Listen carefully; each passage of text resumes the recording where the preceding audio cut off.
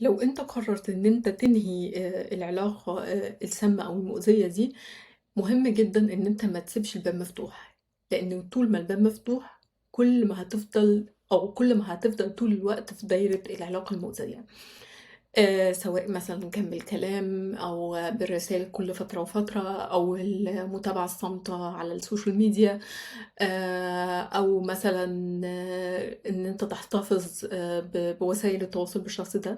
كل الحاجات دي هتخلّيك طول الوقت متعلق بالشخص دوًّا، وهيفضل طول الوقت جواك أمل إن هو هيتصل بيك أو إن هو هيكلمك.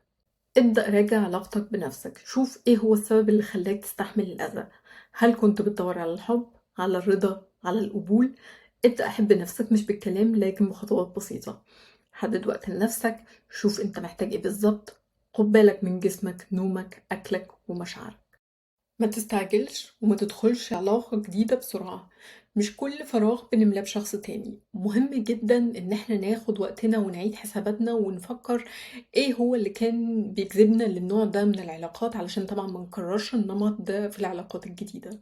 دي دايرة أمان نفسي ليك، مش لازم يكون ناس كتير أو معارف كتير.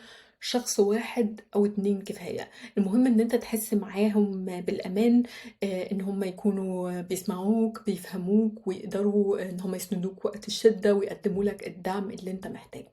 لو أنت متأكد إن أنت في علاقة سامة أو مؤذية، اعرف كويس إن انسحابك مش ضعف ومش خسارة، وإن حدودك مش أنانية. أنت تستحق إن أنت تكون في علاقة بتحميك مش بتأذيك، في علاقة بتبنيك مش بتهدك.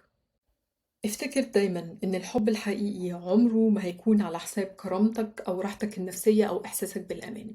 وأوقات كتير بيكون النجاة مش إن احنا نصلح أو نفضل في العلاقة دي، لكن إن احنا نبدأ ونصلح علاقتنا بنفسنا الأول. وبكده نكون وصلنا لنهاية موضوعنا النهاردة. كانت معاكم نهم وافي، بتمنى لكم يوم سعيد ومع السلامة.